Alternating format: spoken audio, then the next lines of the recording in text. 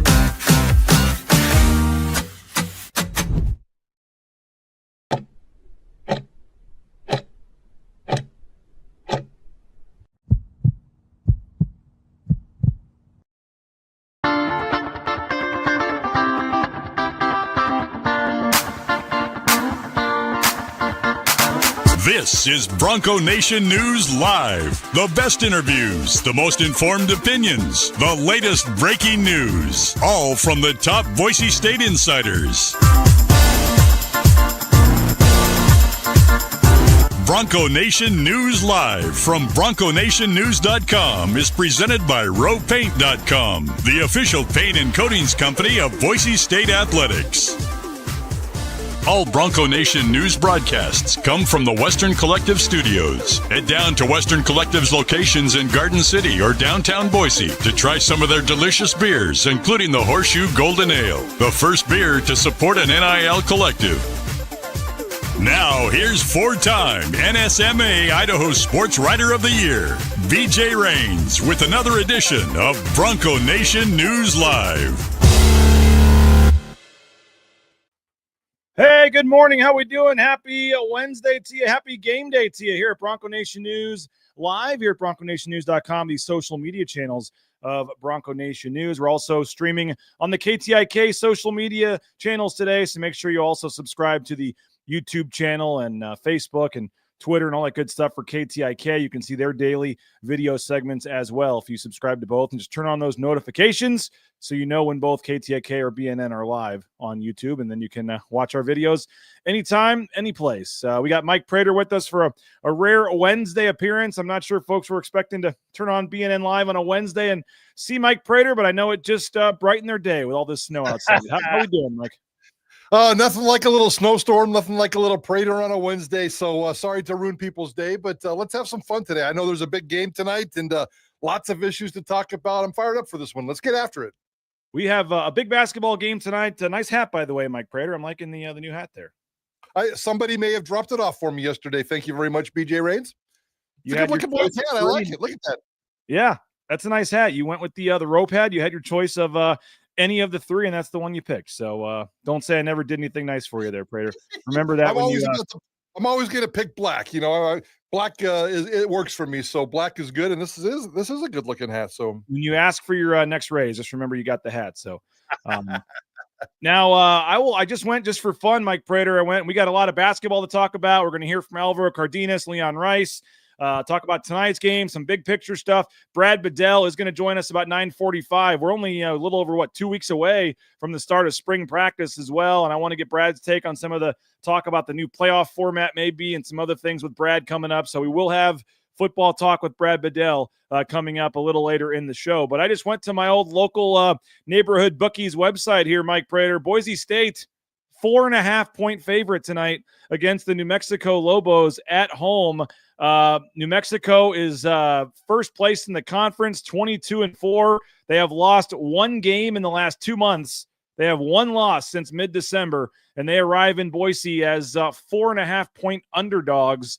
Your first thought is, take New Mexico and the points all the way to the bank. I mean, based on how teams have been playing, but sometimes Vegas knows something. New Mexico's dealing with a couple injuries. Maybe some guys don't play tonight. I don't know, but 4.5-point favorites tonight at home for Boise State.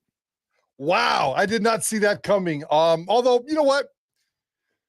I mean, Leon Rice is always the counterpuncher. He's the tough guy that grew up in the central desert of Washington and shoots himself in the knee, rubs dirt on it, and moves on. I wouldn't be surprised if they won tonight's game. 4.5-point spread coming out of Vegas, though, is a little bit shocking. I don't think Boise State's lost a home game since San Diego State, like on January 3rd or 4th, whatever that day was.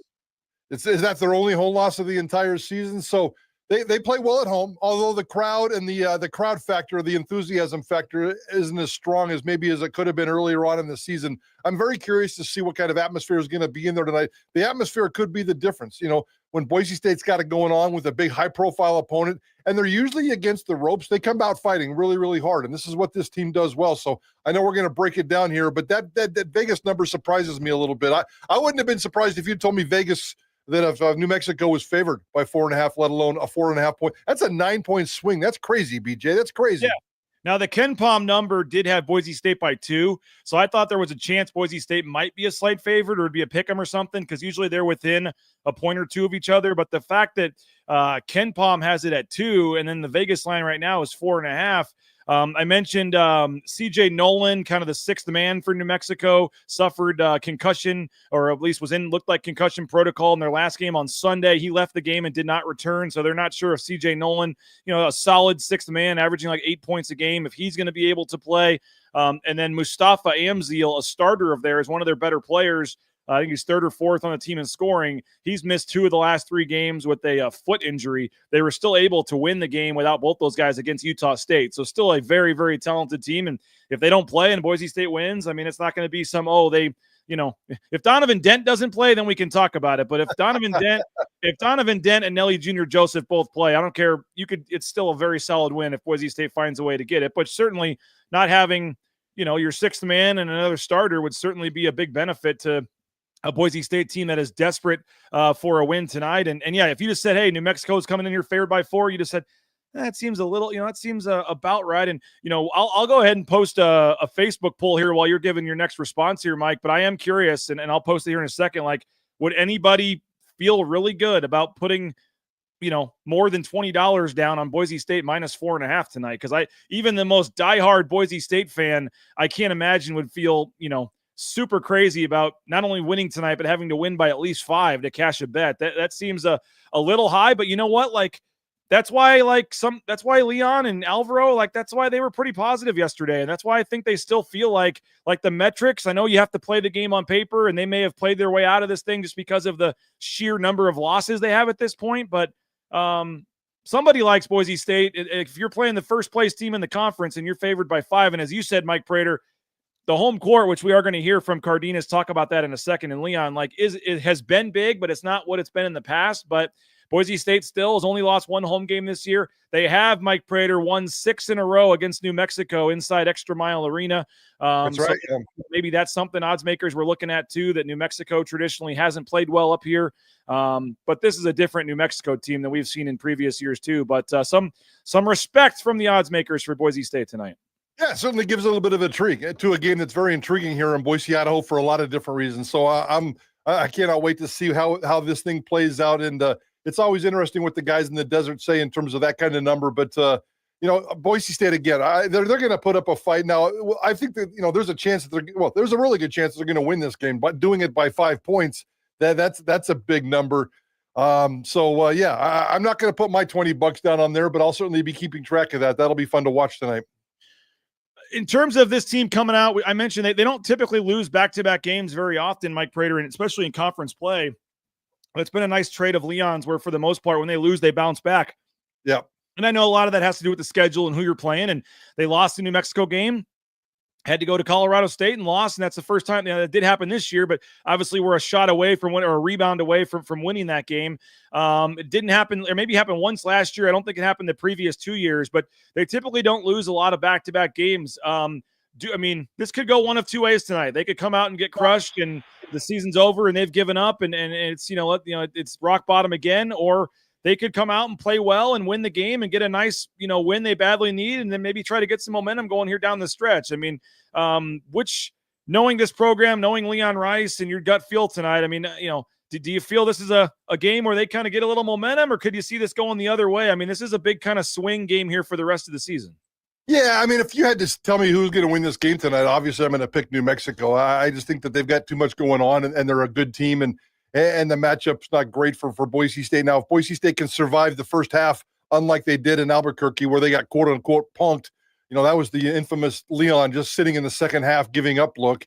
And, I had a chance to talk to him about that afterwards. He said a bunch of his friends called and said, dude, you look like you're a down guy. And he didn't really realize it at the time, but that was a bad beating. And so I think that's going to work both ways for this team tonight. One, the matchups, the X's and O's, the smart basketball money says, New Mexico's a better team, and then there's no way they should lose. But we all know that Leon's a tough guy, and we all know that this is a tough basketball team. I don't care how bad this team has looked at times, and it hasn't. I know we're kind of pushing some panic button words here, but this team, when it does look bad, they always fight hard, except for that last play against Colorado State where they kind of hit rock bottom. They kind of gave up on that last play. But this team fights hard. It works hard. It hustles hard.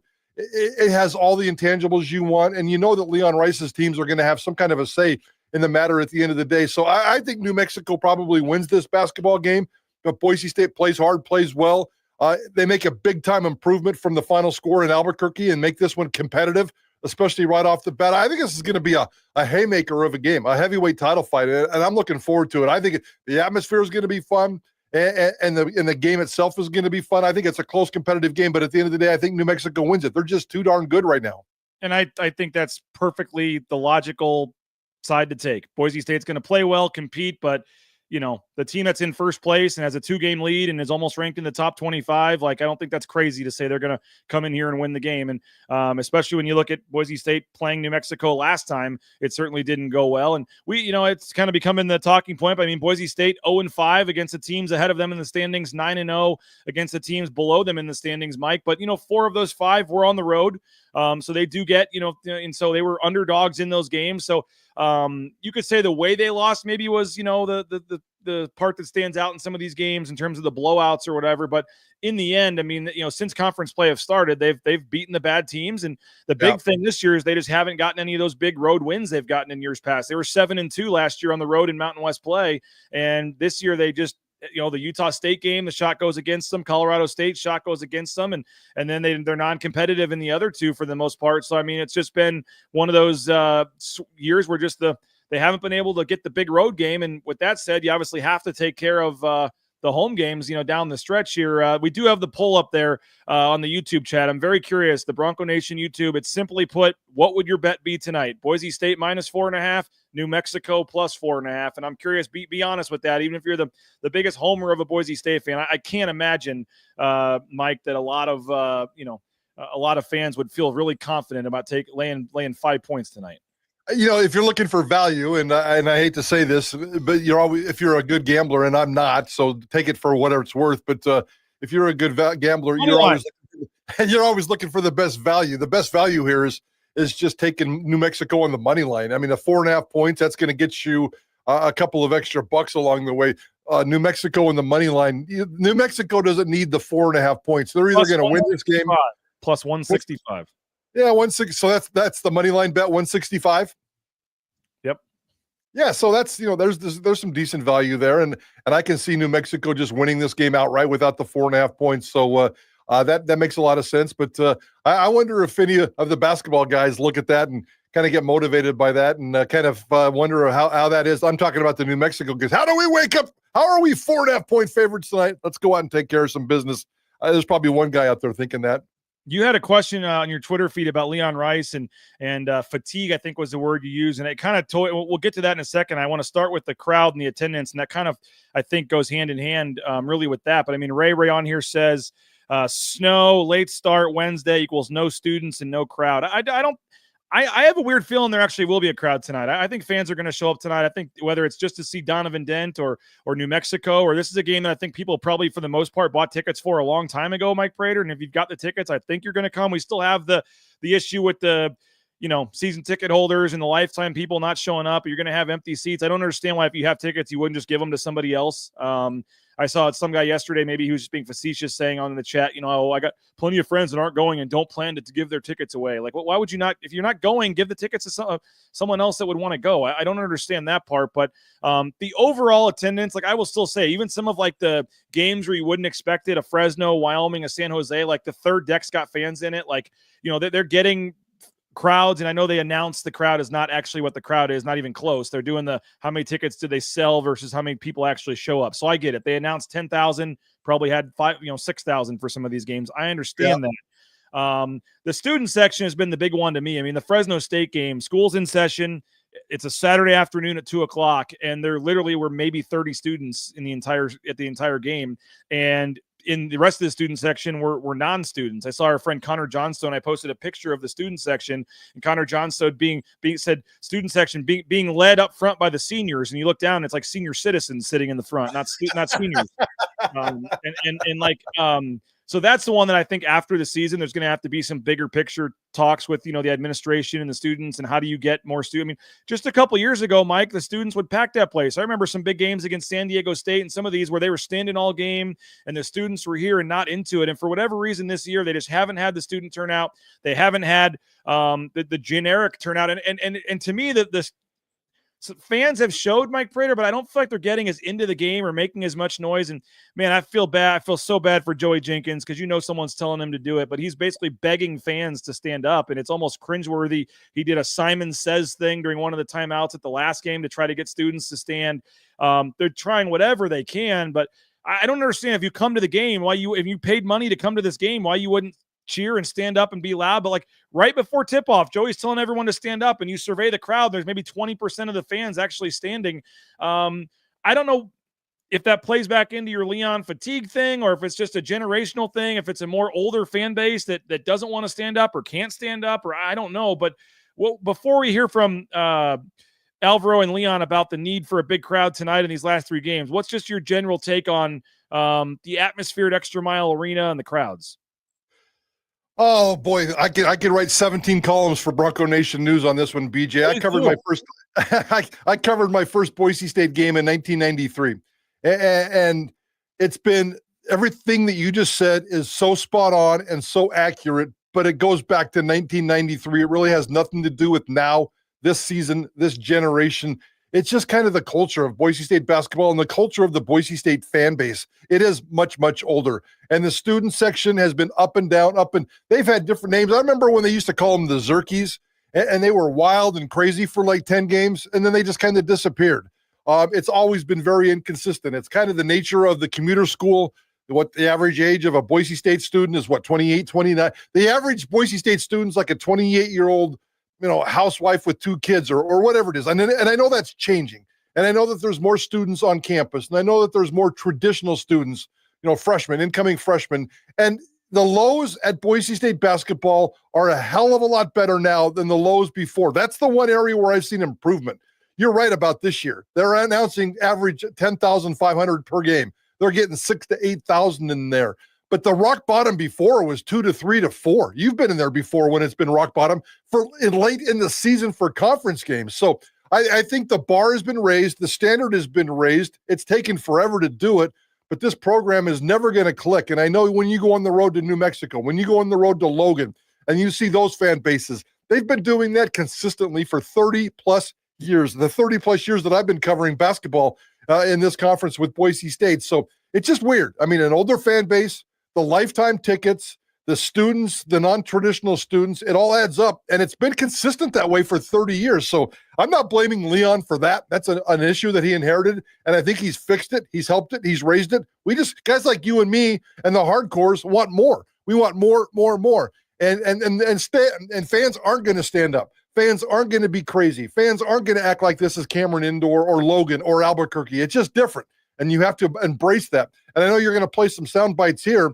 It is uncomfortable to watch the inside, Joey, the PA announcer, not the PA announcer, but the in-game entertainment announcer, to beg. But it's also just as comfortable to hear Leon and Alvaro Cardenas in the sound bites you're going to play still at this point in the season, begging for fans to show up. That's not good. That's not what you want with your basketball program, and that's on full display right now. Yes, and that's what I took away from it, because when I posted the clips to Twitter yesterday, you had New Mexico fans, San Diego State fans, Utah State fans, all basically shocked that Leon Rice was having to ask fans to come to these games and say, how are you guys not feeling like, and it's funny because whenever anybody brings up the fire Leon Rice thing, all the other fan bases right back and say, you're kidding, right? Like, do you guys realize what you have there? Like, what are you guys talking about? And so it's funny that the other fan bases seem to understand what this program, the potential of it has, and some people in their own fan base don't. And the students are the one I just don't understand. You have the largest dorm on campus, I believe, Mike Prater, less than 100 yards from the stadium or the arena.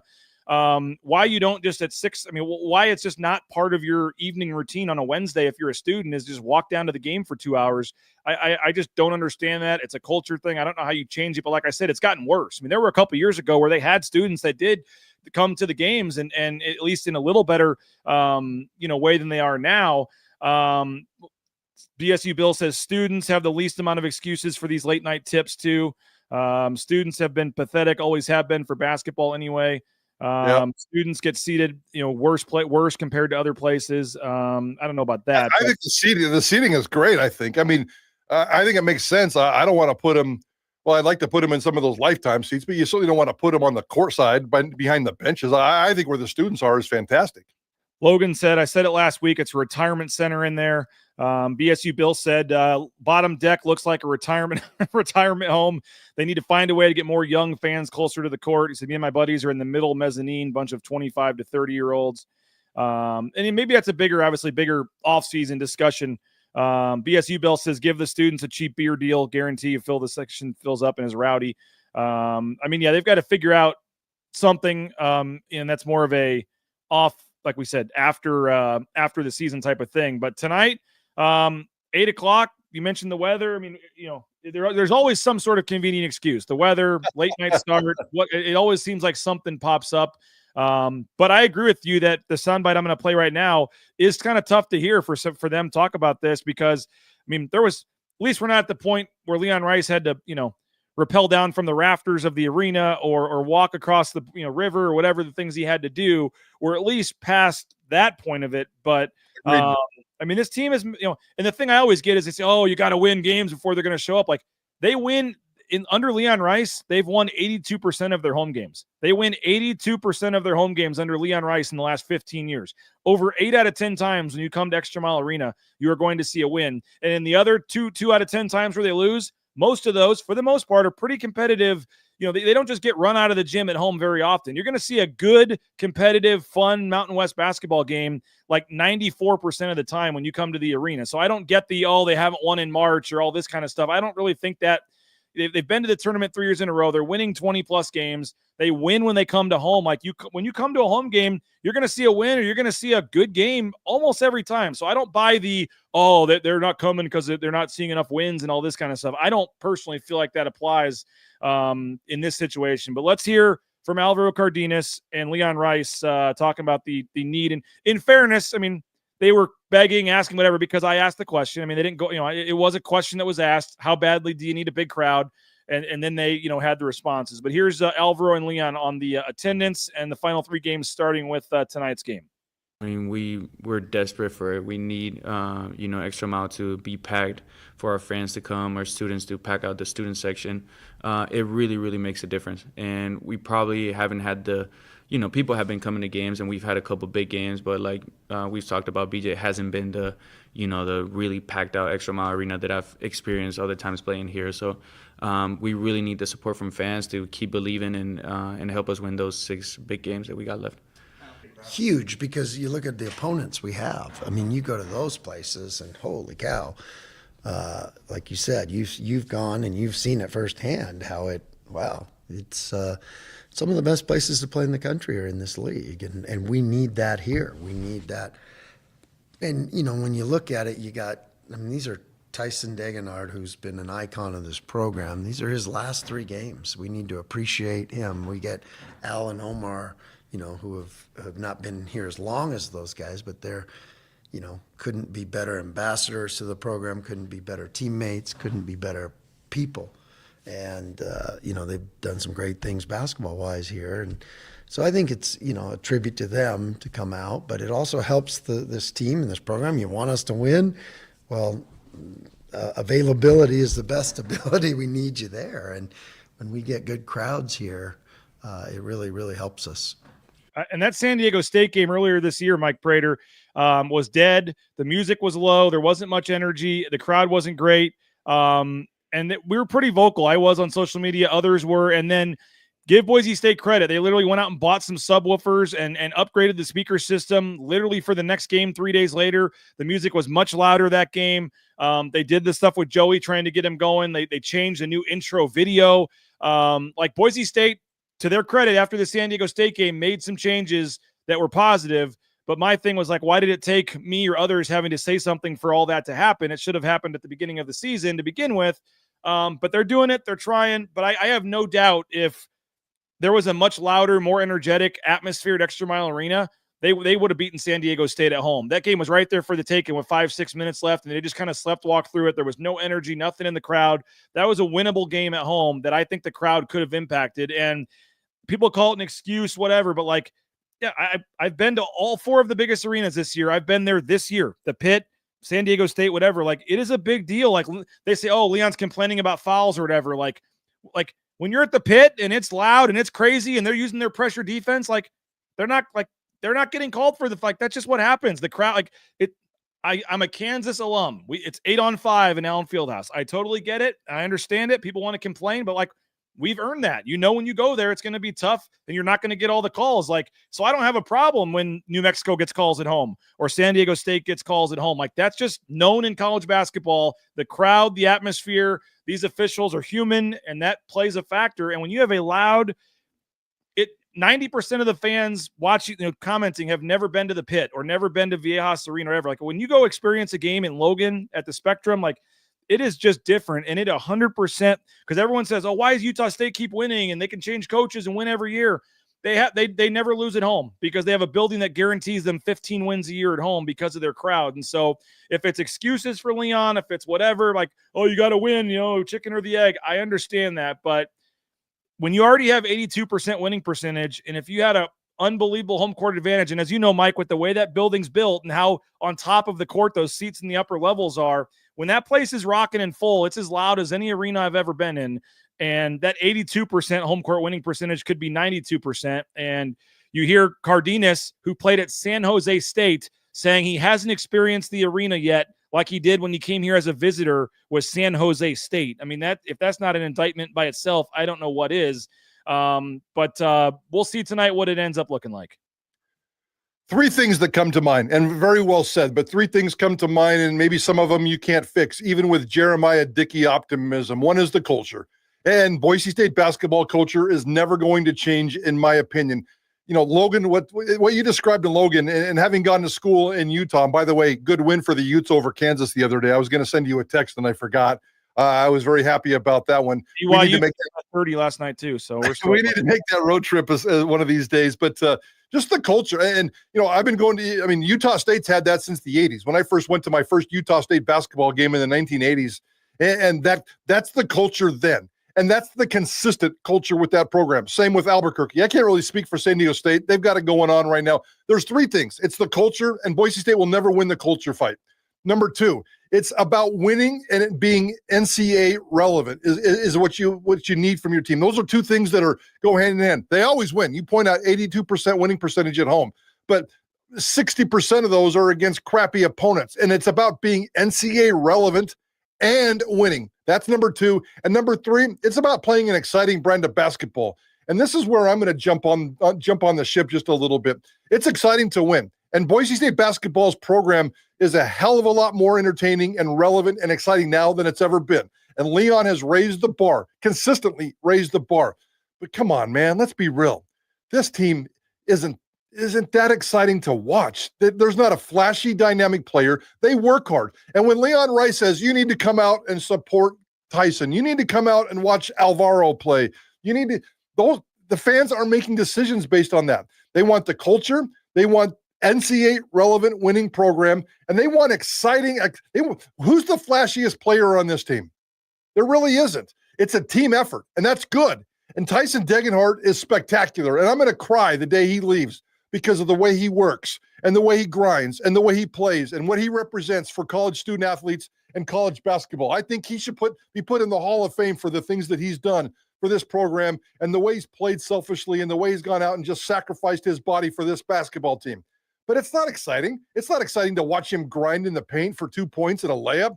They want a dynamic three-pointer. Even Max Rice was exciting compared to what we have right now. That gave me some drama. That gave me some entertainment. That gave me some Hollywood sizzle.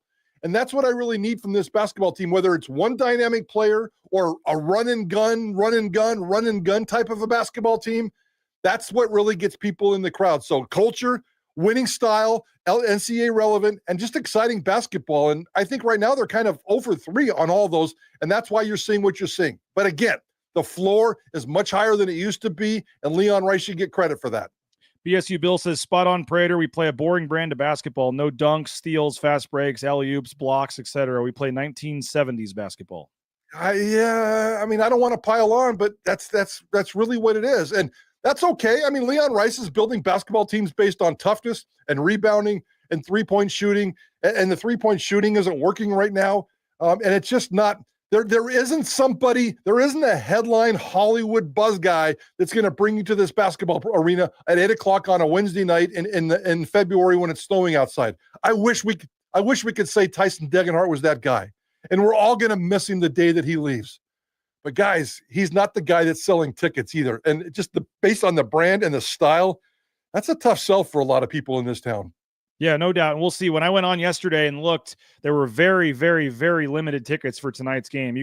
I would bet if I counted, there was maybe 200 tickets yesterday that were left for this game, and they were spread out throughout the arena. So, we'll see who actually shows up tonight. They're offering a $10 ticket plan, which I saw some fans of some of the other teams kind of going, what? Like, that's crazy. Against these teams, they should be all over that. But you can pick $10 tickets for any of the 3 remaining home games. You get 2 of the 3. So $20, you get a ticket to go see 2, and tonight's game and next Wednesday, Mike, like you're seeing teams that are going to be in the NCAA tournament. Like you think Boise State has a boring brand of basketball? Come watch New Mexico then. Like come watch Utah State. Like you're going to see teams that are playing in March Madness on the other side. It shouldn't come to that, but if you don't like what we're seeing from Boise State, but you're a basketball fan, come watch Donovan Dent, the player of the year tonight. There's the next 3 games all are intriguing for a lot of reasons, and especially that senior night game with Tyson and the record and I will say this. He said 3 final home games. I don't know if that's going to be the case, Mike Prater. Well, I can see an NIT home game coming in down the pike. There's new rules for the NIT this year, and I believe Boise State will almost be assured of getting an NIT bid. I know that you could just say they're going to get one because of where they sit, but there's some rules about conferences getting automatic spots and things based on where you are in the KenPom rankings and all that. And they revamped the NIT this year because that other tournament got started in Vegas with Fox, I think, and they don't want the NIT to become irrelevant. And so I'm going to dive into that here moving forward, but I think there's a very strong chance. And if Tyson Degenhart has a chance to break the scoring record at home in an NIT game, some people might say that's sad, whatever, but at least the home game to break the scoring record, I still think there'd be some intrigue for something like that. Yeah, there would be. There would be. They're not going to sell the place out. And that's another problem that we really haven't talked about. I'm going back to the season opener. They announced the sellout because they got sellout fever at Boise State, and that's a good thing. And coming off the football season where they had a legitimate 6 for 6 sellouts, or 7 for 7 if you include the Mountain West Championship game, it's very impressive. But you know what? That night, you show up for a quote-unquote sold-out basketball game and there's over 2,000, maybe 3,000 empty seats. That sends a wrong message to the hardcore fan, BJ, is showing up to watch Dent tonight. The hardcore fan is showing up to watch Utah State play or New Mexico. That's the 6,000 that are in the building. That's the hardcores. They're going to show up no matter what. Even if they're old and they're just loyal to Boise State, or if they're young and just enthused about basketball, those are the 6,000 hardcores that are showing up. Selling $10 tickets and storylines to the rest of them, it's not working right now because there is nothing to bring them in. And when you send a message that we have sold out crowds, or we average 11,000 or 10,500, but there's always 5,000 empty seats in that building, they need to market that more. That's more of a stronger message. We have 5,000 seats that need to be sold, as opposed to we sold out the basketball game, but there's going to be 5,000 empty seats. It's confusing for fans, especially when there's not the carrot at the end of the day. And, I know we haven't brought up the Leon Rice fatigue, but I also think that there's some of that too. I shouldn't say nobody's suggesting Leon Rice should be fired. Nobody on this show is suggesting that Leon Rice should be fired. I think that's a bad word. The F word is a bad word when it comes to Leon Rice, but there is some fatigue for Leon Rice, and those people aren't showing up unless they really, really have to. And you said in your tweet, new Boise State sports phrase, I'm starting to hear and read, Leon Rice fatigue. How real is it? Curious minds want to know. But you had 27 responses, and I think the majority of it was not Leon Rice fatigue based on the comments. And I don't know if that's, there still obviously is some, but I would say it was less. It was a pretty smaller margin. I don't know what you thought the margin would be when you put that out there in terms of the responses, but is someone not coming to the game tonight because they're not going to support him until Leon Rice is fired? I don't know. I just that whole thing is interesting to me. People say, "Oh, it's because I'm, whatever." It is what it is. Anytime I try to defend Leon Rice, it just comes back that I'm a homer or whatever, and you're not, because you get a Christmas card from him every year. I mean, whatever. But it's. I understand the conversation. I don't think we're there yet, Mike Prater. I think if you have another year next year where you miss the tournament, or have another year like this, then I think you cocould have a serious conversation, and I'd be willing to have it. But 3 years of making the tournament, 1 year, whatever. But I mean, you know what? 15 years, same coach, same message. I understand it. I think some people are a little delusional about who they could hire that would come in here and actually take it further than it is right now. Maybe that's possible. Jeremiah Dickey, I'm sure, would hire a great coach. I don't know. I just do think when you look at still where Boise State ranks in terms of the resources and San Diego State still has double the basketball budget as Boise State. I mean, it's still not close for some of these teams. So I just don't think it's as easy as, and I don't think it's a guarantee that if you replace Leon Rice, you would get a better coach, or the program would go higher. Could it? Sure. But I think right now, in my opinion, I think it's foolish to go down that path for at least another year. Yeah, the firing part, absolutely. Again, I don't want to use the word firing. That's ridiculous. And there are people out there that think he should be fired.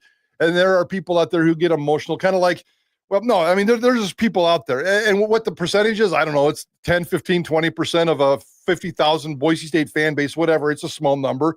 But there's a whole bunch of gray area people sitting around on their hands right now waiting for this basketball program to do something exciting. The Leon Rice fatigue is real. I promise you, it is real.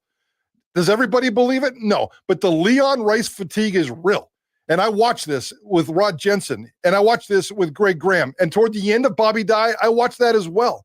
So this town has a really weird relationship with this basketball program that has nothing to do with Leon Rice, has nothing to do with BJ Raines, has nothing to do with right now. Again, this is a generational thing that's been going on for 30, 40 years. Maybe since the late 1980s, when they had exciting NCAA-relevant basketball teams and consistent crowds of 11,000 people in there. So it's not like that anymore. But the Leon Rice thing is fatigue is real. And, does that mean that that Jeremiah Dickey has to make decisions in the offseason? No. Leon Rice should go nowhere at all. You can have fatigue, and you can still think that there's hope for your basketball team and that Leon Rice is the right guy. And I firmly believe that. But once the fatigue starts, do you let it linger for 1 year? Do you let it linger for 2 years? Do you let it linger for 3 years? The fatigue is real. How they're going to fix it and what they're going to do 2 or 3 years down the road, that's the big question for the guys in charge. So let's spin this back towards this game tonight in these final 6 games in our final 5 minutes or so here, Mike. Obviously, we mentioned Boise State favored by 4.5 tonight.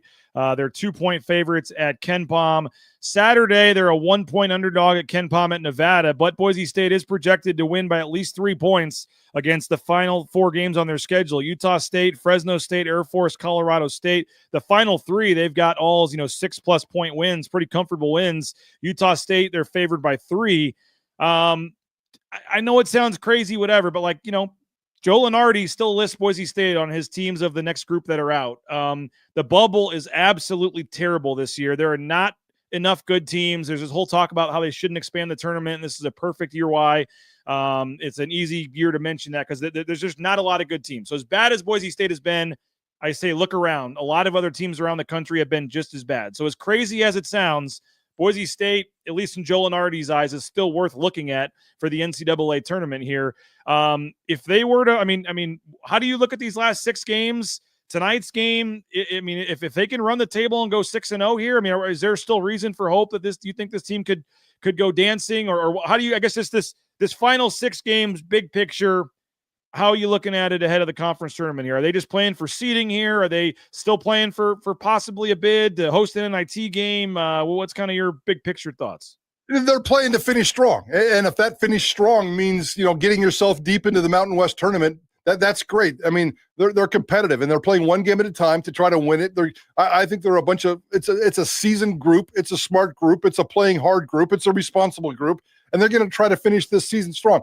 I love you, BJ. I really do, man. But this NCAA talk, especially the at-large talk, is ridiculous. You know what an NCAA tournament basketball team looks like. And Boise State is not an NCAA tournament basketball team. They do not have an NCAA tournament resume. Can they win a couple of games and get themselves into a quarterfinal and dominate that? Can they get themselves into a semifinal and win a nice, tight, competitive, fun game and play in the championship game of the Mountain West tournament? Hell yes, they can absolutely do that.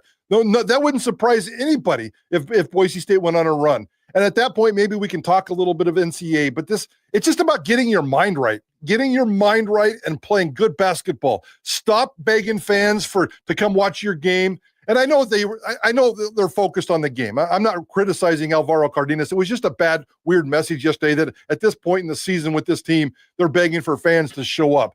They're focused, and they're going to continue to be focused. And get your mind right going into tonight. Get your mind right going into the weekend. Finish strong, have some confidence, and see if you can go on a roll and work your way into the NCAA tournament. You're not going to get a free invite to the NCAA tournament this year. This is not that team, and it won't be that team. But you can scratch and claw and see what you can do. And if the consolation prize is a home game in the NIT against somebody from the West, because that's what it'll be, with Tyson Degenhart trying to go after the school record, I probably sign me up for that in a million years, even though I can't stand the NIT. All I'm saying, Mike, is right now, not even close. But and are they going to win the next 6 games? Probably not. Chances are they're not going to go 6-0. I'm just saying, if they were to go 6-0, I'm just reading Joe Lunardi. I'm reading all these bracketologists. If they somehow win the last 6 games, they will be a lot closer than I think you think they will be to getting in the NCAA tournament. Will they win the 6 games? No. But if they do, I'm just saying there is still something to play for. At least they would be more in the conversation than they are right now. Absolutely.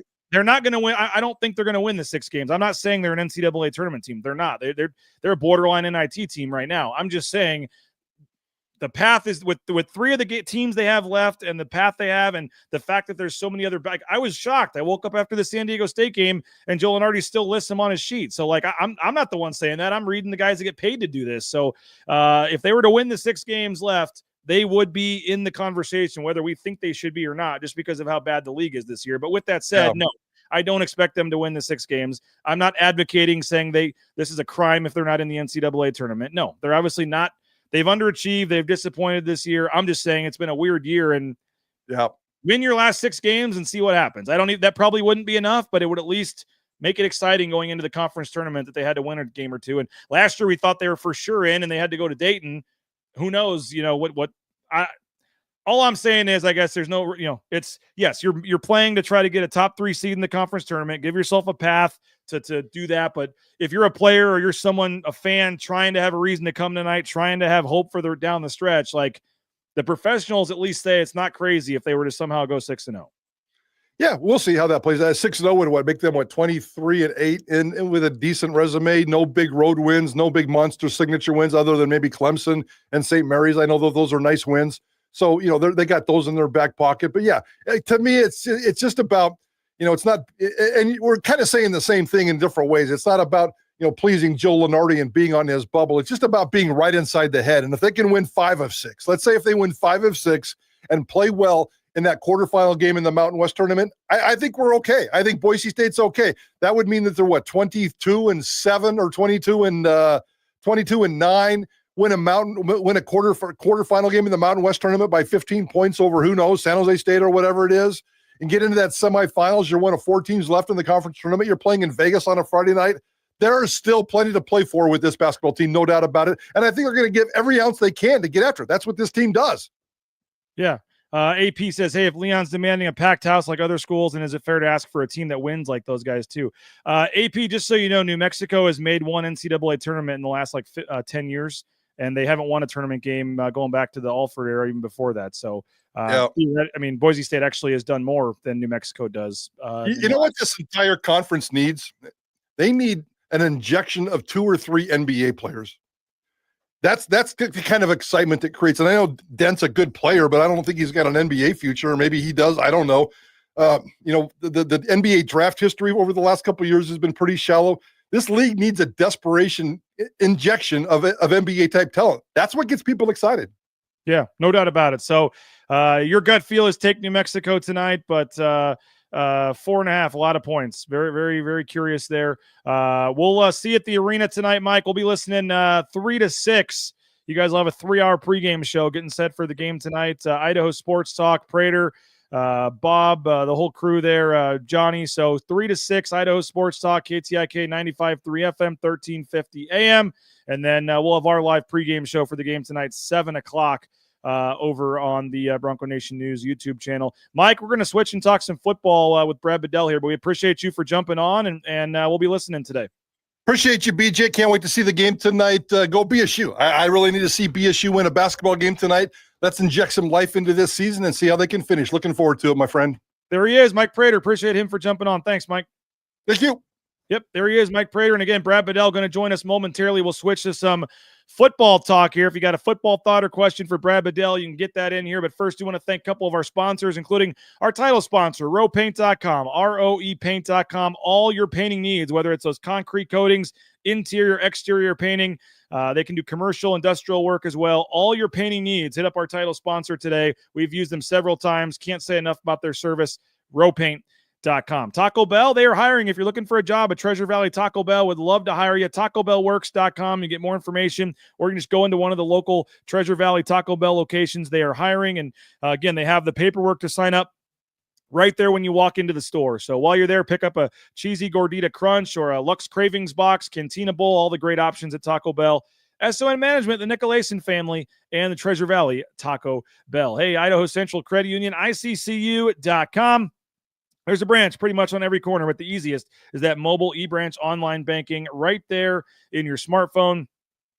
The Raines family made the switch when we brought them on board as a sponsor. So happy we did. You may think you like your banking experience. Oh, there's no reason to change, but you don't realize what you're missing with ICCU. Get more information. Make the switch today at ICCU.com. Hey, if the Broncos get 70 points tonight, you get a hot dog, a soda, and a banana for $2 at Jackson's 2 days after the game. That would be Friday. So root for 70 points tonight, which is probably what it would take to win this one tonight. $2 for a hot dog, fountain drink, and a banana when you use the Let's Go Rewards app. And don't forget, 99-cent coffee anytime, any day with the Let's Go Rewards app at Jackson's. Hey, Snake River Pool and Spa, Patio and Game. They're part of the Boise State home team. They've been around since 1978. Locations in Twin Falls, Boise, Meridian, Nampa. The spateam.com is their website to go see all their options for their saunas, their pool tables, their spas, all that great stuff. Again, view their inventory and their options online. Snake River Pool and Spa, Patio and Game at the spateam.com. And the Blue and Orange Store, the blueandorangestore.com, all your Boise State jerseys, caps, bumper stickers, car flags, you name it. And there's a lot of spots around town to get Boise State gear, but the Blue and Orange Store, the blueandorangestore.com is the place to go. You can order from anywhere in the world online at the blueandorangestore.com, or just go to the Boise Town Square Mall there, the second floor next to the Pro Image. They have that great clearance rack out there in the front. Highly recommend our friends at the Blue and Orange Store. And our other major sponsor we want to mention is Lithia Ford of Boise. Their NIL game is stepping up. They've added 3 female athletes at Boise State. They've added some new football players as well with Latrell Caples, Cage Casey, and Roger Carrion. Snow is falling. You need that 4-wheel drive, all-wheel drive vehicle from Lithia Ford of Boise right about now. The Raines family lucky to have ours, thankful to have ours. And the purchase with our salesperson, Kim, was just so easy, and we loved every bit of it. You can view their full inventory online at lithiafordboise.com. Go in there, do your research, and then test drive a couple vehicles, and you are on your way at Lithia Ford of Boise. All right, I mentioned we're going to switch and talk some football with our man, Brad Bedell. Nice enough to change his schedule around to join us here on a 9:45, 9:50 now, as I'm a couple minutes late, bringing on Brad on a Wednesday edition here. He's got another full-time job, but nice enough to switch things around for us. So we'll welcome on the great Brad Bedell here. And Brad, appreciate you as always for jumping on. And kind of feels like football weather right now with the snow out there today, and spring ball, believe it or not, only about 2 weeks away. Yeah, it's cold. Hell. No, it's good. We got a little snow, a little rain, but it's amazing that this never stops. It's hard to believe that the Orange Bowl, it feels like it was yesterday, and now they're rolling into spring ball, and which opens up another animal of the portal, and then you kind of set your roster and go make another playoff run. Well, what is 2 weeks away from spring ball? And I want to get your thoughts on there was some reports yesterday about the playoff format and some things like that. But in terms of being, about 2 weeks from the start of spring ball here, what is happening inside that building with players, with coaches? I know some of the coaches, I think, got a couple days off at least after signing day and got to take a little bit of a break. But when you're kind of approaching the final 2 weeks here before spring ball, what's going on with coaches, players? Take us inside that facility as they get set for that first spring practice on, I believe, March 10th. So, yeah, they got vacation, got back Monday, I would assume. And then go to workouts, watch the guys' workouts, see the development while they've kind of been gone. When I say that, recruiting, they're in the dead period, starts like a week or something. And then, they go on vacation, come back, get with the players. Now you're starting to do a lot more football. You're getting ready for spring ball. You're starting to talk some installation, where the team's going philosophy-wise, if there's going to be changes. Some new schemes that are going to be coming in. And then the following week, you'll start install 1 for spring ball, get a 2 spring ball install in, go to 3. So then when spring ball starts, you go back to 1, 2, 3. So the players really can hear it twice, especially for the new transfers, if they have any mid-year freshmen, which I'm not sure if they do. And then it's nice. Spring ball is so great because you got to practice, you got a day off, right? So you can kind of have a decent installation plan. You don't have to overwhelm them. And when I mean that, like fall camp between spring camp, you don't have breaks, right? So it's installation, break, kind of a recap practice, installation, where spring ball is you can install a good chunk. You got a day off, to re-go over it, reinstall it during meetings, and then the following day installation. And so it's kind of it's more of a spoon-fed type of installation rather than fall camp is fast forward installation.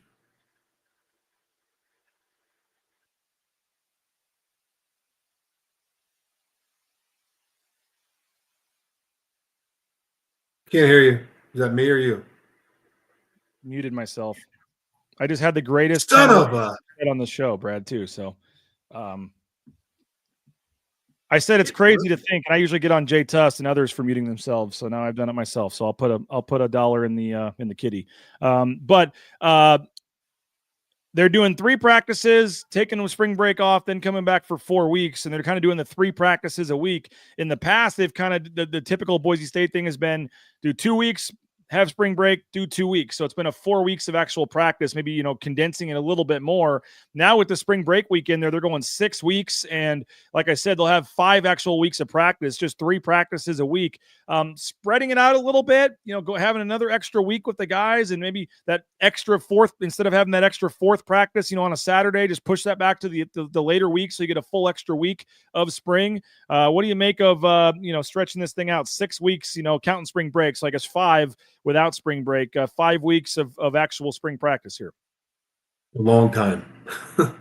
I mean, God, can't wait till it's going to be over.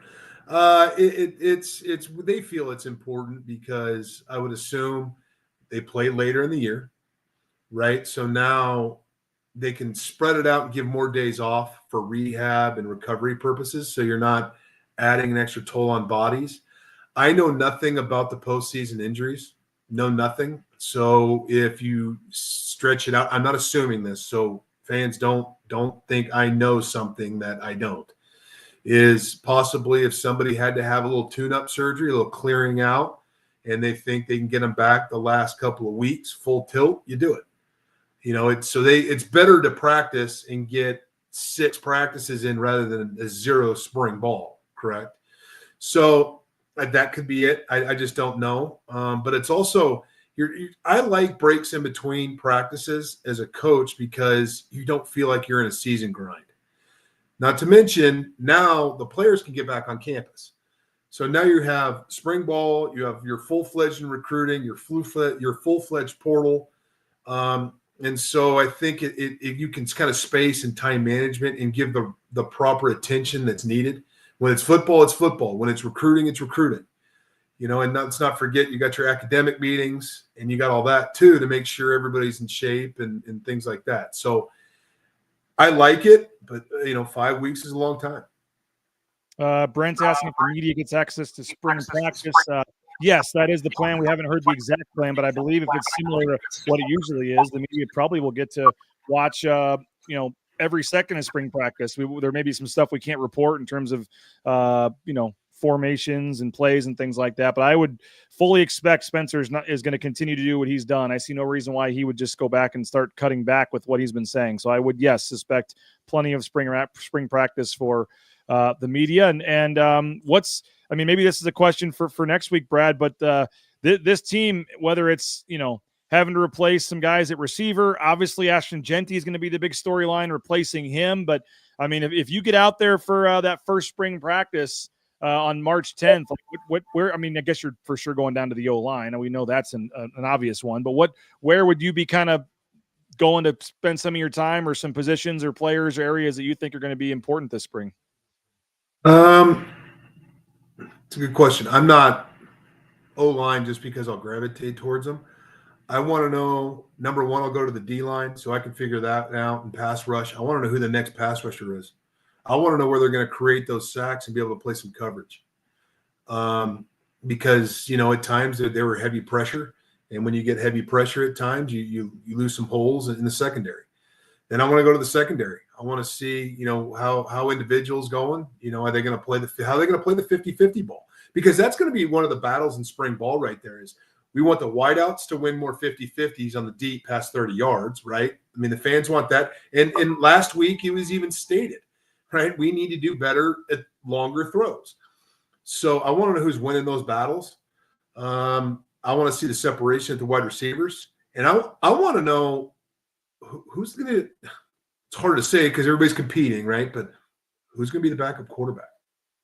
Who's going to be able to take this team? Who's going to develop that role, the knowledge of this offense to have that battle to push, Mad Dog to get better? And I think he'll get better on his own. I think that's going to be – I think that's stated because I think that's in his human nature. He knows he has things to improve on. But I want push. I want competition. I want to make sure I want the same mindset that he had last spring ball when he thought the 5-star kid was breathing down his back and everybody wanted that kid to start. I want that kid day in and day out. And if he's not, then, they got to go find a portal that's going to create the competition. But I just knowing everything about the young man, sitting down, talking to the young man, I'm not worried about that, but I'd like to see who the backup quarterback's going to be. Yeah, and we're going to start a 10-part series, I guess. We'll weave in with the basketball talk the 2 weeks leading up to spring ball. So starting next Monday, kind of the 10 storylines, 10 biggest storylines for BNN going into spring practice. And we'll touch on a different topic, for 10, 15 minutes each day. And then maybe when you come on, kind of get your thoughts on some of the previous ones in the week as well. But yeah, I think backup quarterback certainly on there. Replacing Genty, certainly on there. You mentioned the D-line, the pass rush, the secondary. You could do every position. You could walk around the field and say, okay, what's the storyline in this group? I mean, there's going to be one pretty much everywhere. How do you replace Jonah Dalmas at kicker? What's going on there? I mean, that's going to be certainly. I know no one cares about special teams, but trying to find a kicker is certainly going to be on the list of things that you have to do at some point here. I think.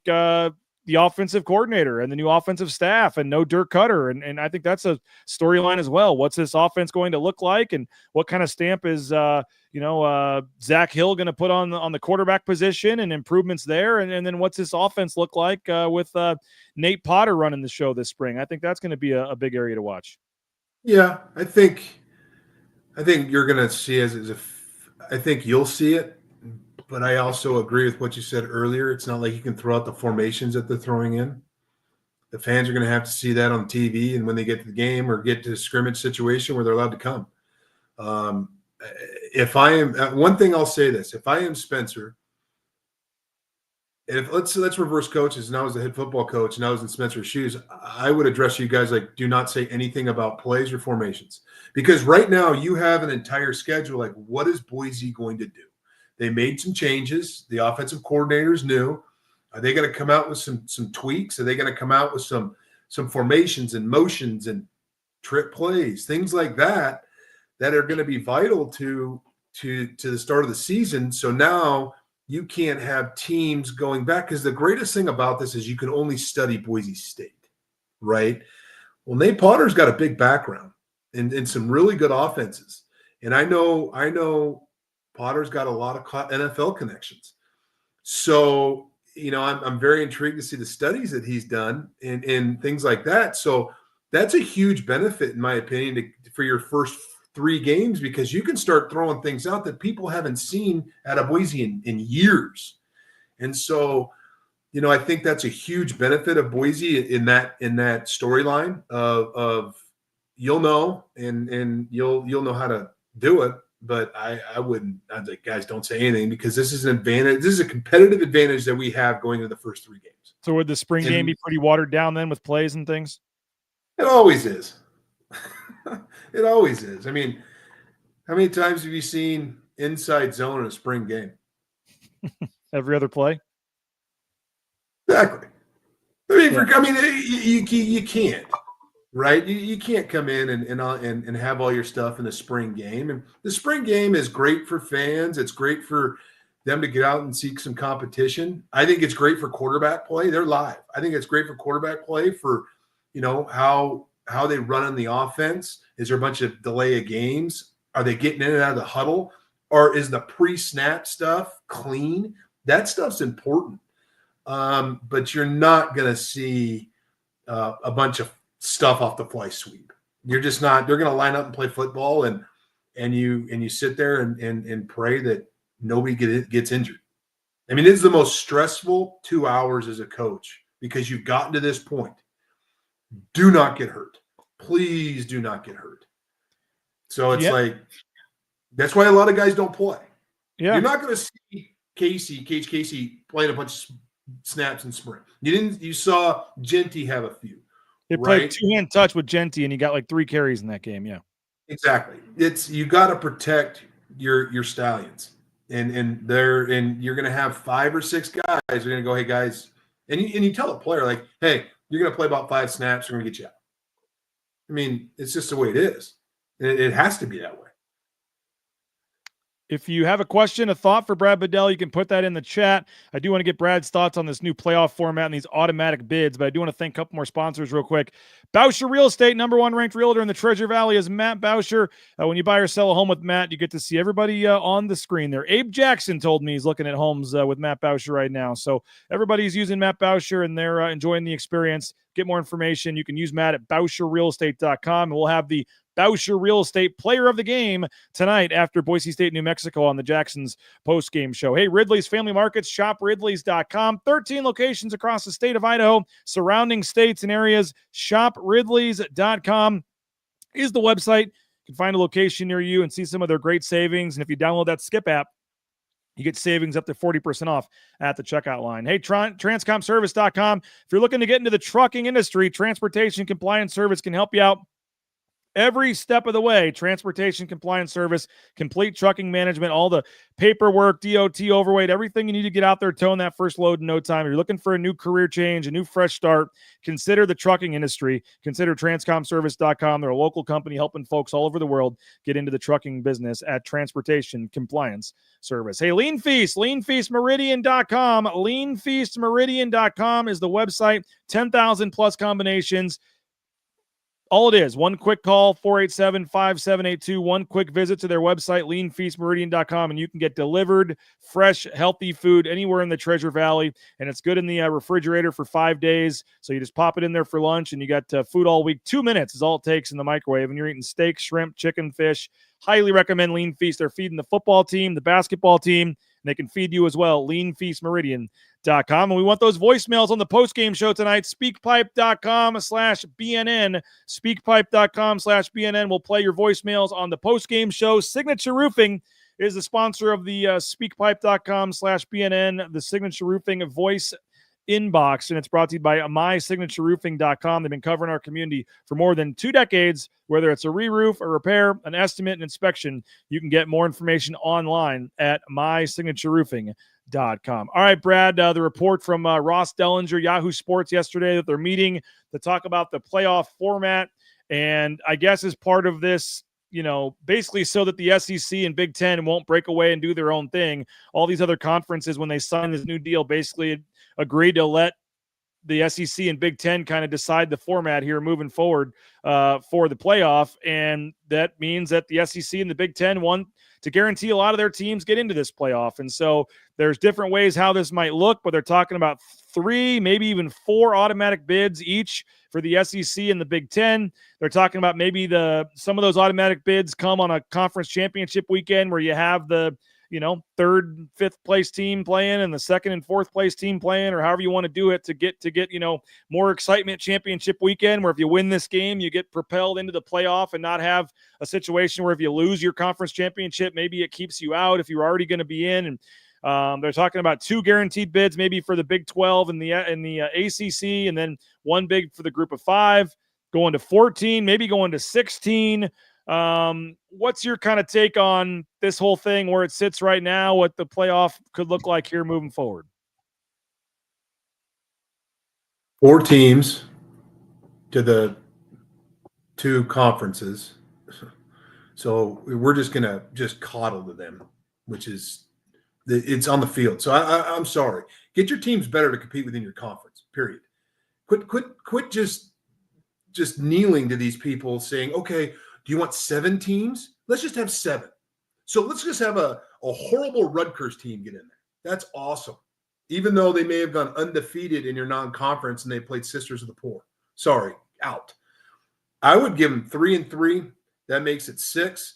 So I would say this. I would say you take their champions an automatic bid. The other team that lost in the championships an automatic bid, because I think championship games matter. I've said that. I said that all last year. And take your best team that's out of the championship game. Okay, both conferences, right? So that's 6 teams. Okay, I think the Big 12 gets 1, that's 7. The ACC gets another, that's 8. I think you go to 12 teams. I don't think you go to 4. I wouldn't mind seeing, I think there's an argument to have 2 G5 teams get in. I do. I think last year, Boise State, I think you had a good argument for UNLV. I would get rid of bye weeks. Get rid of what? Killed. Oh, I would buys? get rid of the bye. Yep. Which means you probably need to go to 16 then for that to happen. Yeah. Probably. So if that happens and you bump everybody up 1, so the Big 2 get 4, that's 8. You give 2 to the Big 12, you get 2, and so it goes 2-2, and then see what happens with the G5. Yeah, Notre Dame would potentially get a spot if they're high enough, and then you'd have maybe 3 at-larges with a 16. Yeah, okay. Let me get this one out. Let's say this. Let's say Notre Dame's undefeated, right? They're in. I think it should take precedence to a mid SEC team. So if Notre Dame's undefeated and the SEC team that sits, let's say it's 4, is sitting with 4 losses, Notre Dame should replace them. Why should Notre Dame take an at-large bid for teams that deserve it? So I think if Notre Dame I wouldn't be in a conference either. But if Notre Dame wants to play in this thing, they should take away from a conference team alignment, either the Big Ten or the SEC. So one of those teams, if they go to 4, one of those teams that are sitting with 3 or 4 losses, but they're at 4, should be replaced by Notre Dame. So it doesn't affect the at-large bids for the other teams that deserve it. What's wrong with that? what they'll never do, they will never do this. It's not happening. I know it. But what I think they should do is go to at least 20. And I would say do the FCS thing, at least go to 24. And I would give all 10 conference champions a spot in this field. I don't, the Sun Belt, Big Conference USA, whatever. You win your conference. That's the beauty of March Madness in college basketball. You know, if you win your conference tournament, you have a chance to go to the big party. And they'll never do it. But I think that all 10, if there's 10 FBS conferences and you meet the qualities to be a conference and you have enough teams and whatever it is, like, you should get to designate a team in your conference championship that makes the college football playoff. That would be 10 teams right there. And then if you want to do the automatic bids and all that and any leftover at larges, whatever, you know, I know it's never going to happen. I understand it because then you're talking about buys again and all this kind of stuff. But you know what? Like, if you're, you know, I don't know, Tulane or something, and you get in and your first game has to be at Georgia because you're the 16 seed and you're playing the, you know, 4 seed or 20 seed or whatever it is, like that's, you can at least say you got your shot. And right now, the group of 5, I don't feel like really, for the most part, like you said, thinks it'll, you know, it's much of a fair shot for them. And you can say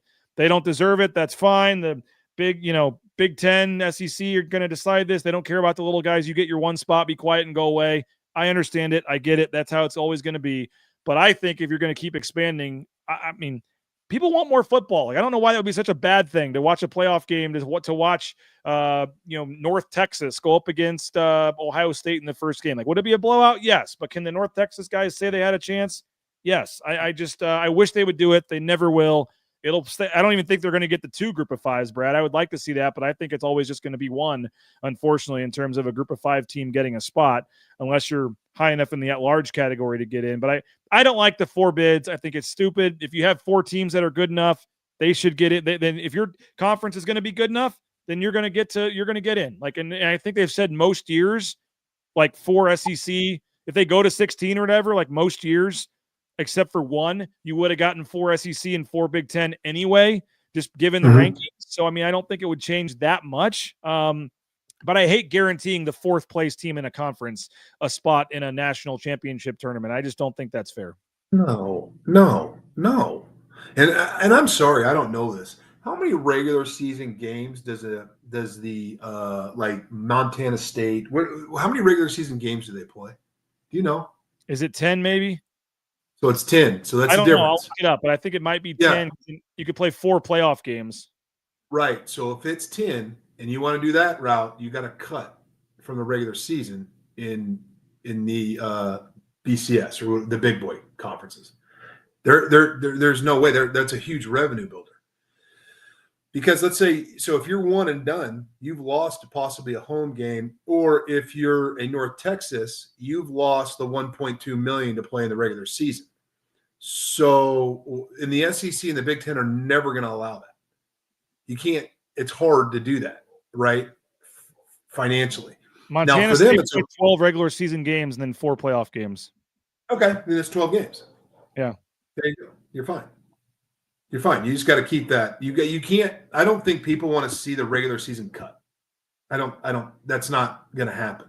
I also think they should move this, like week 0 or whatever should just be like just let everybody start a week earlier and add an extra bye in there. Like the way it works out, like I think Kansas, like the Big 12, a lot of the Big 12 teams, some of them, like Kansas is playing that week 0 game or whatever this year. So they have 3 bye weeks. I know that's crazy to have 3 bye weeks. And I don't know how as a coach, how you'd feel about that. But like, I've always said that about the NFL schedule. Like, why not throw more Saturdays with football is a good thing. So if your team gets an extra week off, but there's a lot of other, if that means 1 full Saturday more of full college football, like I don't understand why that's a bad thing. I don't know. I'm sure there's more to it in terms of if you have to start a week earlier in August, you got to get the kids there a week earlier. It's less free time. I understand that, but I don't know why people wouldn't be in favor of starting the season a week earlier.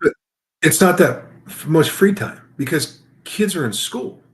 So your summer school is running into fall camp anyway in most places, right? The only thing that really affects school-wise and kids is the quarter system, because in the quarter system, you're 2 weeks into the season before the students get there. So who cares, right? I am a firm believer of week 0 is week 1. Week 0 is a week 1. I agree with you 100%. We were there the watching some of those games. We were down there for the contest weekend. That was the Notre Dame. Was it who they played? Georgia Tech. The kickoff classics. Yeah, there was a couple games that week 1, and so there were some games that weekend. But if that were the official first week and you just started a week earlier, I don't have a problem with that. I don't have a problem with that at all. I mean, make it. Yeah, I think everybody starts, and then because now if you go play at Hawaii, you get an extra game. What? Why? But it's a health and safety thing too. Like why would you not? I mean, maybe as a coach, it's worse because it's another weekend season or it's another week. You have to figure out recruiting. I don't know what, but in terms of giving players an extra off week in the middle of the season and not having to play, 10 games in, or like if you could set it up where you're playing 4 or 5 games, week off, 4 or 5 games, week off, 4 or 5 games, week off. I don't think that's a bad thing. No, I don't think it's a bad thing at all. I mean, I think it longevity, it helps you, right? Oh, you would have to do that. I mean, I guess I bring that up because if you were going to add playoff games, add teams, add rounds, you probably would have to move the season up. You got to move the season up. You got to move the season up. There's no way college football can get into February. It can't. And we learned this a little bit in the ratings, right? So when the NFL and the college football competed on same TV kind of thing, the NFL dominated. I think it was pretty wide if I remember correctly. And the NFL has said they're willing to try to work with the CF. Somebody from the CFP met with Roger Goodell, and I guess they've at least said publicly that they're going to try to work with them. But I mean, there's actually I don't think people know this, like a constitutional law or some law where the NFL is not allowed to play Saturdays until like the first Saturday in December or whatever. It's a weird thing. Right. They like it's actually a law. So that's why as soon as that regular season is over, that's when in December they started switching some games to Saturdays. I mean, the NFL college used to have Thursday to itself too, and that used to be a big night for a big Thursday night college football game. And then the NFL took over, so college teams stopped. There's usually a game, but it's never a good game because those teams aren't going to play anymore and go against the NFL. But now, so they've taken over the Thursday, and then now they're taking over the Saturday with multiple games, and then there's that Saturday where and college football was a little hard-headed about it, but they said, no, we're going to set our dates. And if there's NFL games, there's NFL games. And that did kind of backfire a little bit. And so they asked the NFL, is there anything we can do to work on this? And I guess that, they said, yes, we'll see if it happens or not. But I'd be curious. We'll see if it happens. Continue to try to go. If I'm the NFL and the NFL's a different story. You need to drop Thursday games, but that's just me. But we're gonna worry about player safety in the National Football League. We're gonna play on a Sunday and then play on Thursday. It's okay. We're good. That they're not really fast and strong and hit hard, but it's okay. You guys can turn around and play off of Monday, Tuesday, Wednesday rest. It's not, and you don't have. And remember, in the NFL, there's only 48 guys playing in a game. Roster's 52.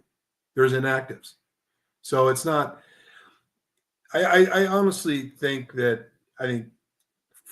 college football is going to be running on Thursdays. I think the NFL, I'm not a big fan of NFL on Thursday, but that's just me. A lot of players aren't either. So, and I know that for a fact. Yeah. But as you compete, you get through this. And I think the other thing that's going to have to be a big thing is how is the conference alignment going to play into this? So if it's conference alignment and that's playing into it, now we're getting in different TV markets.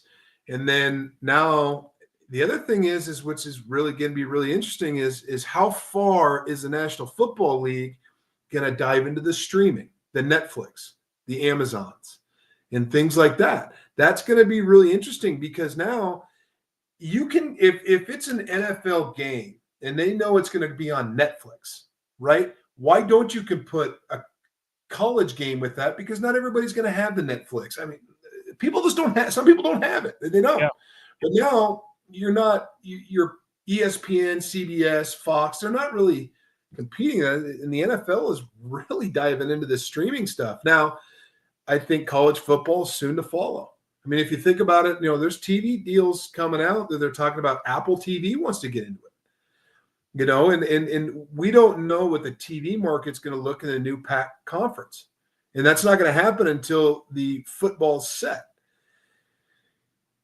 Now they got to add a team. I think they got to add a couple of teams. And so,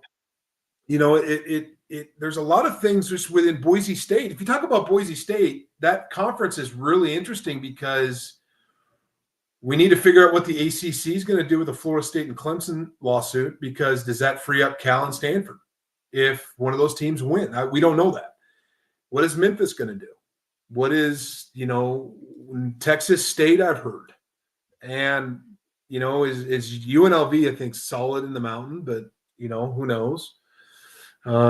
Just there's a lot of things money-wise that's out there that we just don't know, that I think a lot of people are starting to think, I think we made a mistake.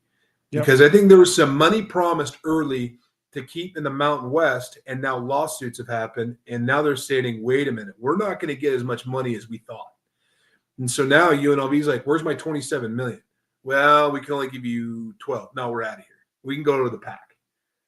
So, the TV market is going to be a big thing, which is going to change the playoff. And so that's where I'm going. If you go to 16, we can actually wrap this in and go to 16, and the new pack is all in here. Why doesn't the new pack get 2 at large? Why can't they go in at 2? Because I think that's going to be your strongest non-BCS or however you want to call it conference. And so if that happens, I think two teams can come out of that conference as a one undefeated or one loss team. And so, I mean, come on. I think college football is jumping to conclusions about the playoff too fast until they formulate the rest of the conferences. We have to know what the pack's going to look like. We got to know what the mountain's going to look like. And then is there going to be more shakeup in the ACC? And so until that happens, I think this is so premature. The only thing we know that has to happen is to either 12 or 14 teams. We do know that. And then they're never, I think the whole at-large bid, the non-power conference, those days of getting a bye are over. They're going to make a play, which I'm okay with that. I think I stated before, you should get rid of the buys anyway. Yeah, and I do think so there's 1 year left. This 2025 year is the last year on the previous one, and they have to to change it in time for this year, you have to have 100% approval on the board. And there was multiple conferences, including the Big 12, who benefited by getting the bye in this last game and an extra $4 million, saying that I'm not sure it makes sense for us to vote to get, to make the top 4 teams the buys instead of the top 4 champions. If that's the way it's set up, and it might help us get $4 extra million this year, like I'm not sure we're going to do that. I know the group of 5, like Gloria Navarez, the Mountain West commissioner, she's not going to rush to vote yes. Let's just let the top 4 teams have it. Now the power conferences in the past have said, you better vote to change this now, or we'll take away your spot when we do the next one next year. But if the Big 12's all it takes is the Big 12, I mean, as long as the Big 12 votes no, Gloria could go ahead and vote yes or whatever, because if all it takes is one vote. And so I guess I say that meaning this year in 2025, the chances I think we're going to have one more year of what it was this past year, where you do have the 4 teams getting the buys, the top 4 champions getting the buys, which could cause some, things like we saw last year. I'm guessing they find a way to not let Boise State be one of those 4 or whoever that group of 5 team is. They're going to have some pushback where they make sure they're not, that was a weird year in the ACC where Clemson, goes in and is ranked where they were and all that stuff. But this last year, it may not change, but then the discussions they're having, I guess I'm saying now, are for the 2026 season and beyond, even though they're talking now. So going to be, as I say, interesting to see how it plays out. And regardless of what they do, it's better than just a couple years ago when it was 2 teams decided by a computer to play in the game. Oh, I agree with you 100%. The other thing I think that's going to happen is I think there's going to be an addendum or something within the contract stating we can make changes yearly. That's where I think they kind of are kicking themselves, because they should have said, okay, we should have made this adjustable after year 1. You know what I mean? It's like, hey, now who would have thought this was going to happen, right? But now I think they're kicking themselves like, we should have said, hey, by the way, we can make an addendum that needs 80% vote to pass after this, because it was the first year. So nobody knew. Now all of a sudden the first year is just chaos. And so I think in the future, they're going to say, wait a minute, we can make an addendums off of an 80% vote yearly. And I think that's going to be an interesting thing. I mean, I wouldn't be surprised if the SEC and they started leaning on the Big 12 saying, hey, wait a minute, you better vote yes. And then all of a sudden, now the power conferences can go to, all the other littler conferences saying, hey, we're up after this year. And if you don't get behind us, we're going to kick you out. We're just going to say, you know what? You guys need to have your own tournament, and the Power 4 conferences, we're going to take care of ourselves. We're the ones paying you guys anyway during the regular season. So we can make more money and not have to shell out $1.4 million to you. We'll just, you know what we're going to say? We're no longer scheduling you guys. So you're going to have to go find your money somewhere else. Well, if I'm Georgia, I'm going to go, okay, we're going to go play Rutgers. We can go play Syracuse. We can go play somebody else. And I don't have to pay them $1.6 million and your plane and your hotel, some of your hotel costs and your post-game meal. You just don't have, I mean, they can shut them out. And that will be devastating to a lot of athletic departments. Yeah. So now everybody else is going to come in and say, you better vote yes.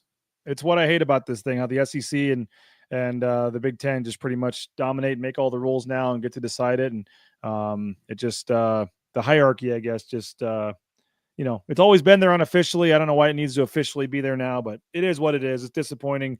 I hope they, like I said, at least give the little guys a seat at the table still moving forward.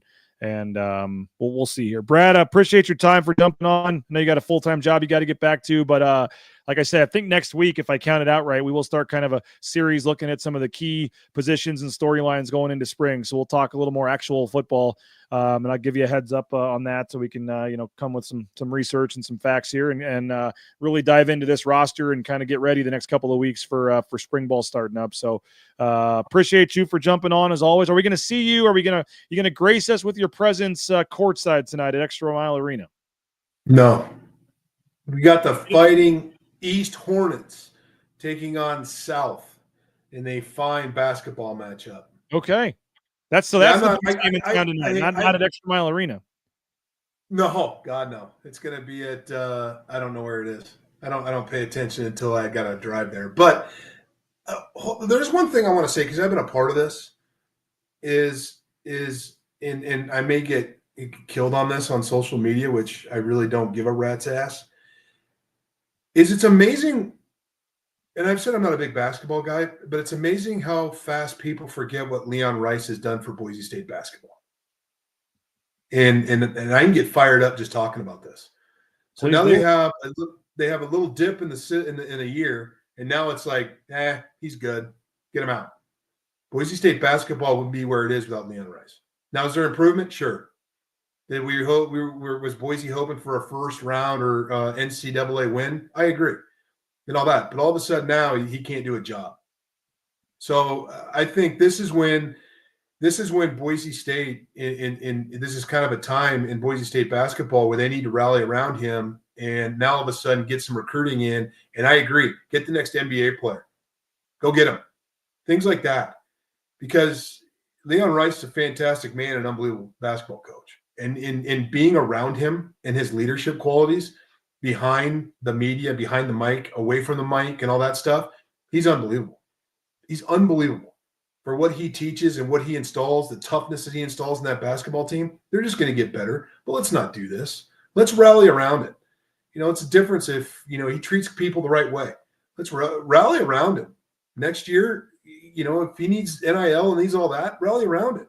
Be a part of the solution, not the problem. And I'm a huge fan of Leon Rice, just because I'm a fan of the man he is and what he does for the basketball program and the way he gets behind those kids and the way he's leadership qualities. You don't find that anymore in college athletics. There's very few. And so sometimes getting people in here doesn't always work out like Spencer did. So that's my take on Leon. I think he's an unbelievable man. So, I hope they win tonight, pull off the upset, and get a great atmosphere, because at the end of the day, it's not Leon Rice. The kids need to feel the atmosphere, and it's about them, not about the basketball coach. Just remember that. Drew says, "Preach, Brad." So you're getting some nice, you're getting positive. Yeah. Oh, there's a few that targeted me since I got on your show. I've clapped back at some. I think you said it. I think you said it perfectly. Big game tonight, playing the first place team in the conference, and then we'll see if they can win this one and try to go on a little bit of a run here down the stretch. Brad, appreciate you. We'll do it again next Wednesday, and like I said, dive into some more, points on this roster and players and position groups, and really start to lock in here for spring ball. So we appreciate it. Absolutely. Have a good one, guys. There he is. Appreciate Brad Bedell for jumping on. Deb saying you're so right, Brad. Yeah, so it should be fun tonight. Looking forward to the matchup with the New Mexico Lobos. 8 p.m. start time. Limited tickets remaining, but there are very few tickets remaining. If you're wanting to go to the game tonight, $10 tickets, and you also get a ticket for $10 to either the Utah State or the Colorado State game. But it's trending, at least from what I see online, towards a sellout tonight. First place team in the conference. Massive game tonight at ExtraMile Arena, and should be fun. Looking forward to being there, and hopefully this is one of those classic ExtraMile Arena games where the students show up, the fans show up, they're into the game from the tip, and hopefully Boise State can get a big win, and we can talk about it tomorrow morning. So appreciate you guys. You can go read Nathan Carroll's preview at BroncoNationNews.com, and you can watch our pregame show, 7 o'clock. We'll be live at 7 o'clock from ExtraMile Arena. We will have the great Jeff Grammer. We'll be doing another kind of simulcast of the two shows here tonight, 7 o'clock pregame show. Jeff Grammer from the Albuquerque Journal. We'll have Abe Jackson join us. Hopefully John Mallory, Nathan Carroll. Going to be a lot of fun on the pregame show tonight, and that will be 7 o'clock on the social media channels of Bronco Nation News and the Albuquerque Journal also, for that matter. So appreciate you guys. Go subscribe if you can. $50 BNN 50 deal. And you see all the great sponsors behind us. Jackson's and Taco Bell need to be added to that list, and some of our other great sponsors. Support the sponsors if you can, and sign up for a subscription at BroncoNationNews.com. At a minimum, please tell your friends, subscribe, click like, share, retweet, all that good stuff. Tell your friends about Bronco Nation News, and support the sponsors that just helped you watch a 90-minute Boise State sports show for free here on YouTube. So go read and check out BroncoNationNews.com. We will see you at 7 o'clock tonight. If you have a big screen TV, if you have a smart TV, it's very easy. You just go to the YouTube app on your TV. You go to Bronco Nation News, and you can watch our show right there on your TV as we get you set for tip-off, so you can still be on your phone, Instagram, Facebook, whatever. If your kid's borrowing your phone to play a game, whatever, you can put our pregame show and our postgame show right there on your big screen TV or your small TV, whatever. But if you've got a smart TV, just go to the YouTube app, throw us on there at 7 o'clock for the pregame show, and then when the game ends, throw us back on there for the post-game show as well, and hopefully talking about a Boise State win. So thanks a lot. Appreciate you guys. Have a great rest of your day. We'll see you live 7 o'clock tonight on the social media channels at BroncoNationNews.com, primarily the YouTube channel at BroncoNationNews.com, as Boise State gets set for a big one against first place New Mexico. We'll see you at 7 o'clock. Bronco Nation News Live, presented by our title sponsor, RowPaint.com, BroncoNationNews.com. Bronco Nation News is presented by our title sponsor, RowPaint.com. Our major sponsors, Idaho Central Credit Union, Taco Bell, Lithia Ford, the Blue and Orange Store, Jackson's, and our contributing sponsors, Signature Roofing, Western Collective, Snake River Pool and Spa, Transportation Compliance Service, Boucher Real Estate, Ridley's Family Markets, Circa Las Vegas, Lean Feast, and Timberstone Golf Course.